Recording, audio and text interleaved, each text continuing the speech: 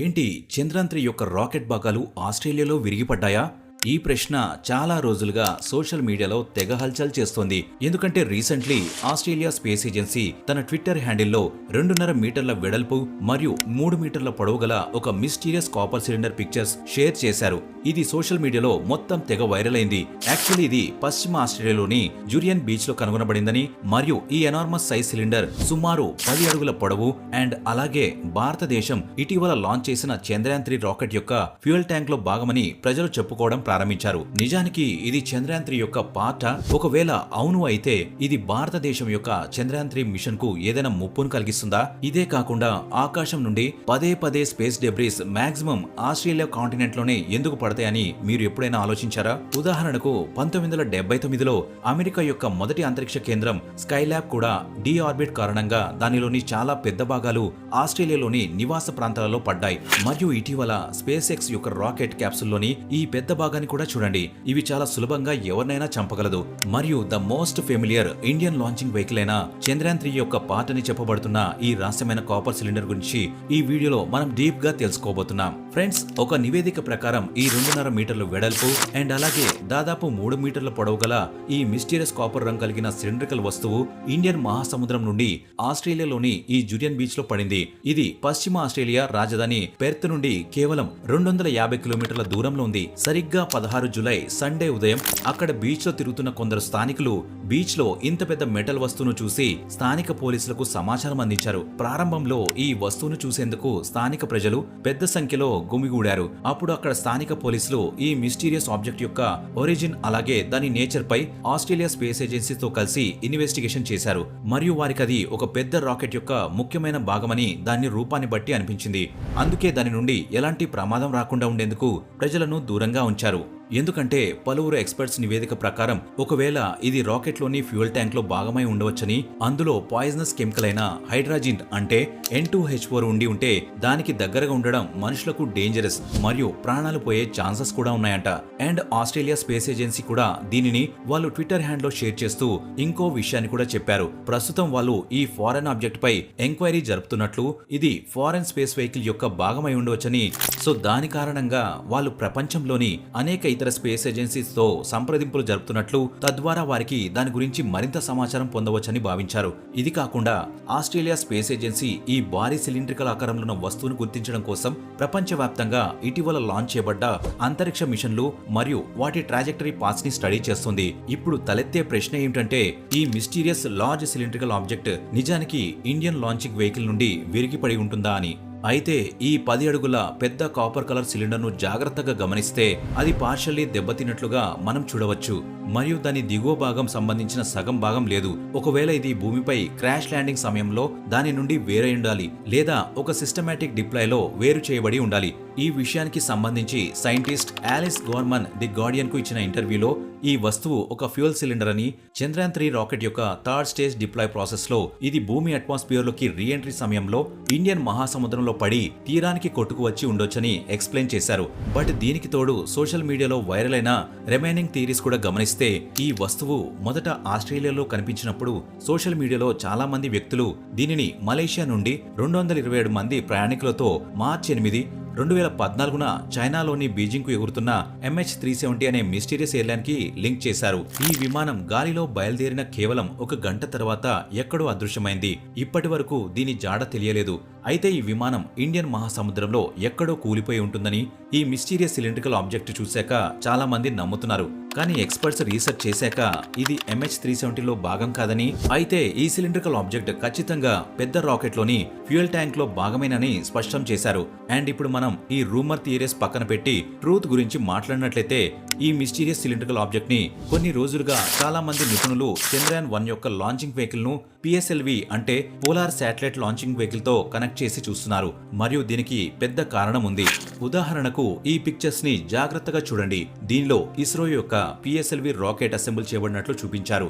దీనిలో మీరు PSLV యొక్క ఫ్యూయల్ ట్యాంక్ పై మేము చేసిన ఈ మార్క్ ను చూడవచ్చు. ఇది ఆస్ట్రేలియాలో కనుగొనబడిన ఈ సిలిండ్రికల్ ఆకారపు ఆబ్జెక్ట్ తో సరిగ్గా మ్యాచ్ అవుతుంది. సో ఒక విషయం క్లారిటీగా అర్థమవుతుంది, ఇది చంద్రయాన్-3 రాకెట్ లో భాగం కాదు. మరియు ఇది చంద్రయాన్-3 రాకెట్ లో భాగం కాదు అనేందుకు దీనికి రెండవ అతిపెద్ద రుజువు ఈ పిక్చర్స్ మాత్రమే. ఇందులో చూస్తే ఈ సిలిండ్రికల్ వస్తువు చుట్టూ ఉన్న లార్జ్ అమౌంట్ ఆఫ్ బార్నికల్స్ స్పష్టంగా చూడవచ్చు. ఇలా ఎందుకు అవుతుందంటే ఒక ఆబ్జెక్ట్ లేదా హెవీ ఎనిమల్ ఎక్కువ కాలం సముద్రంలో ఉంటే ఈ బార్నికల్ ఫామ్ అవుతాయి. ఉదాహరణకు వేల్ శరీరంపై మనం ఈ బార్నికల్ అంటుకుని ఉండడం చూడవచ్చు. అయితే ఇంత లార్జ్ అమౌంట్ బార్నికల్స్ ఈ వస్తువుపై అతుక్కోవడానికి ఇది చాలా సంవత్సరాలు సముద్రంలో గడపాల్సి ఉంటుంది. మరియు మనకు ఆల్రెడీ తెలుసు, ఇటీవల జూలై 14న చంద్రయాన్-3ని ఆకాశంలోకి ప్రయోగించబడిందని. కాబట్టి ఈ ఫ్యాక్ట్ ప్రూఫ్స్ కారణంగా ఈ 10 అడుగుల పెద్ద సిలిండ్రికల్ ఆబ్జెక్ట్ చంద్రయాన్-3ది కాదని తేలింది. కాకపోతే ఇస్రో నిర్వహించిన లాంచింగ్స్ లో వేరే మిషన్ యొక్క పార్ట్ అయి ఉండవచ్చు. అందుకే ఏమో చాలా మంది దీనిని చంద్రయాన్-1తో కంపేర్ చేస్తున్నారు. ఎందుకంటే చంద్రయాన్-1 లాంచింగ్ లో మనం PSLV రాకెట్ యూజ్ చేశాం కాబట్టి. యాక్చువల్లీ ఇది చంద్రయాన్-1 కు సంబంధించినదా లేదా అనేది స్పష్టంగా తెలియలేదు. కానీ ఇటీవల జూలై 31న ఆస్ట్రేలియా స్పేస్ ఏజెన్సీ తన ట్విట్టర్ హ్యాండిల్లో ఇది భారతదేశం యొక్క PSLV రాకెట్ యొక్క థర్డ్ డిప్లాయ్ స్టేజ్ లో భాగమని ధృవీకరించింది. సో ఈ హెవీ సిలిండ్రికల్ ఆబ్జెక్ట్ భారతదేశం యొక్క PSLV రాకెట్ లో భాగమని ధృవీకరించారు కాబట్టి ఆస్ట్రేలియా దానిని భారతదేశానికి తిరిగి ఇస్తారనే ప్రశ్న మీకు వచ్చి ఉండొచ్చు. దీనికి జవాబైతే తిరిగి ఇవ్వరు మరియు దానిని వాళ్ళ అంతరిక్ష మ్యూజియంలో ఉంచాలనుకుంటున్నారు. ఎందుకంటే దీనికోసం మనం కొన్ని నియమాలు మరియు నిబంధనల గురించి తెలుసుకోవాలి. UN office of outer space affairs ప్రకారం దేశాలు తమ భూభాగంలో ఏదైనా విదేశీ అంతరిక్ష వస్తువును కనుగొంటే వాటిని అసలు యజమాని దేశానికి తిరిగి ఇవ్వాలి.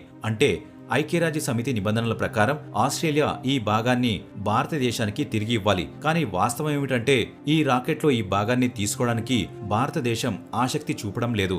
ఎందుకంటే PSLV రాకెట్లో ఈ భాగం భారతదేశం మిషన్లో చాలా సంవత్సరాల క్రితం తన ప్రోగ్రెస్ పని పూర్తి చేసింది.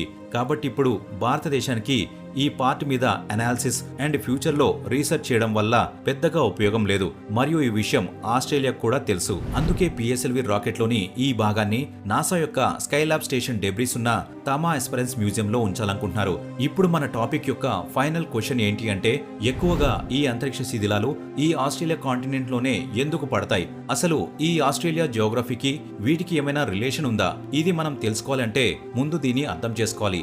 స్పేస్ లోకి స్పేస్ క్రాఫ్ట్ లేదా శాటిలైట్ ను majorly 2 types of orbit trajectory paths లో లాంచ్ చేస్తారు. ఒకటి పోలార్ ఆర్బిట్, మరొకటి జియో స్టేషనరీ ఆర్బిట్. ఈ పోలార్ ఆర్బిట్ లో శాటిలైట్ ఎర్త్ యొక్క 2 పోల్స్ పైన తిరుగుతూ ముందుకి మూవ్ అవుతూ ఆర్బిట్ పాత్ ని పూర్తి చేస్తుంది. మోస్ట్లీ ఈ పాత్ ను observation, environment monitoring and scientific research ఉపయోగపడే శాటిలైట్ కి యూజ్ చేస్తారు. And next geo stationary orbit. ఈ ఆర్బిట్ ని ఎక్కువగా యూజ్ చేస్తారు ఎందుకంటే ఈ ఆర్బిట్ సహాయంతో శాటిలైట్స్ ని ఒక స్పెసిఫిక్ లొకేషన్ కి టైడలీ లాక్డ్ ఎర్త్ ఈక్వేటర్ రొటేషన్ ద్వారా తరలించవచ్చు. అందుకే ఈ ఆర్బిట్ లో ఎక్కువగా బ్రాడ్కాస్టింగ్ మరియు కమ్యూనికేషన్ శాటిలైట్లను పంపుతారు. ఇదే కాకుండా భూమి నుండి వేరే గ్రహాలకు దూరంగా పంపవలసిన స్పేస్ క్రాఫ్ట్స్ కూడా ఈ ఆర్బిట్ నుండి పంపుతారు. ఎందుకంటే దీని ద్వారా మనం స్పేస్ క్రాఫ్ట్ యొక్క వేగాన్ని పెంచవచ్చు. అలాగే మన భూమి దాని ఓన్ యాక్సిస్ లో వెస్ట్ టు ఈస్ట్ తిరుగుతుందనే విషయం మనకి తెలుసు. అండ్ ఎర్త్ యొక్క ఈక్వేటర్ లో ఎర్త్ రొటేషన్ స్పీడ్ ఎక్కువ ఉంటుంది. సో ఈ ఆర్బిట్ పాత్ లో అంతరిక్ష నౌకను ఈక్వేటర్ మీదుగా పంపితే అది ఎర్త్ యొక్క స్పీడ్ ని మ్యాచ్ చేస్తుంది అండ్ కొన్నిసార్లు ఈజీగా స్పీడ్ ని ఓవర్ క్లెయిమ్ కూడా చేస్తుంది. మీకు ఈ 2 types of orbit trajectory paths అర్థమైందని అనుకుంటున్నాను. అసలు వీటితో ఆస్ట్రేలియా జియోగ్రఫీ ఎలా రిలేటెడ్ అవుద్ది అంటే, స్క్రీన్ పై మీరు చూస్తున్న ప్రపంచంలోని అన్ని దేశాలలో ఉన్న వివిధ రాకెట్ లాంచింగ్ సైట్స్ పరిశీలిస్తే most of the launching sites equator line సమీపంలో ఉండటం మీకు అర్థమవుతుంది. దీనికి అతిపెద్ద కారణం అక్కడ నుండి స్పేస్ క్రాఫ్ట్ ను జియో స్టేషనరీ ఆర్బిట్ పాత్ ద్వారా పంపడం చాలా సులభం. అండ్ అలాగే దాని అతిపెద్ద నష్టం కూడా ఈక్వెటోరియల్ లైన్ యొక్క దగ్గరి భాగంలో ఉన్న దేశాలకు వాటిల్లుతుంది. దీనికి best example Australia and Africa continents. అందుకే ఆస్ట్రేలియాలో వేరే కంట్రీస్ యొక్క రాకెట్ పార్ట్స్ లేదా స్పేస్ క్రాఫ్ట్ డెబ్రిస్ పడుతూ ఉంటాయి. దీనికి best recent example space X rocket capsule యొక్క డెబ్రిస్. కొంతకాలం క్రితం ఆస్ట్రేలియాలోని స్నోవే పర్వతాలలో ఒక ఫామ్ లో పడిపోయింది. అక్కడ ప్రజలు ఈ డెబ్రిస్ పడిపోతున్నప్పుడు చాలా భారీ శబ్దం విన్నారని చెప్పారు.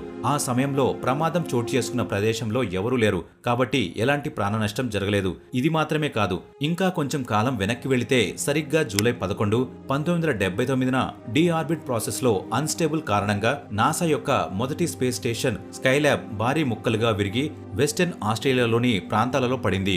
అసలు ఈ స్పేస్ స్టేషన్ ని కావాలని పడేశారా లేదా అనుకోకుండా యాక్సిడెంటల్ గా జరిగిందా ఈ రోజుకు ఒక కాంట్రవర్షియల్ టాపిక్ గా ఉంది. కానీ ఆ పర్టికులర్ టైంలో ఆ వెస్టర్న్ ఆస్ట్రేలియాలో పాపులేషన్ తక్కువ కాబట్టి అంతరిక్షంలో నుండి స్కైలాబ్ డెబ్రిస్ ఆస్ట్రేలియాపై క్రాష్ అయినప్పటికీ అక్కడి ప్రజలు చాలా తక్కువ నష్టాన్ని చవిచూశారు.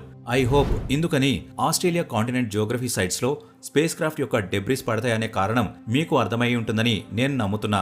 అండ్ అలాగే ఆస్ట్రేలియన్ జూరియన్ బే బీచ్ లో దొరికిన ఈ మిస్టీరియస్ సిలిండ్రికల్ ఆబ్జెక్ట్ చంద్రయాన్ 3ది కాదు. అది భారతదేశం లాంచ్ చేసిన పోలార్ శాటిలైట్ లాంచింగ్ వెహికల్ యొక్క భాగమని తెలుసుకున్నారని ఆశిస్తున్నా. ఈ వీడియో నచ్చినట్లయితే లైక్ చేయండి, అలాగే ఈ ఛానల్ ని సబ్స్క్రైబ్ చేసుకోండి. Thank you for watching.